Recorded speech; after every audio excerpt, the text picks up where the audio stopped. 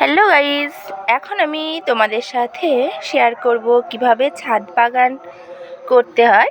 এই দেখো, আমি প্রথমে একটা বাজার থেকে হাজারি গোলাপের চারা নিয়ে আসি।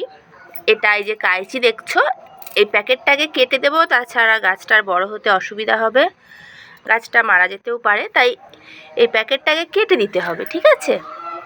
আর এই দেখো, একটা মাটি প্রস্তুতের জন্য নিয়ে নিয়েছি নিড়ানি, একটু আছে জল বালতিতে। আর এই যে এটা দেখতে পাচ্ছ, এটা হচ্ছে একটা জলের ঢপ 20 লিটারের।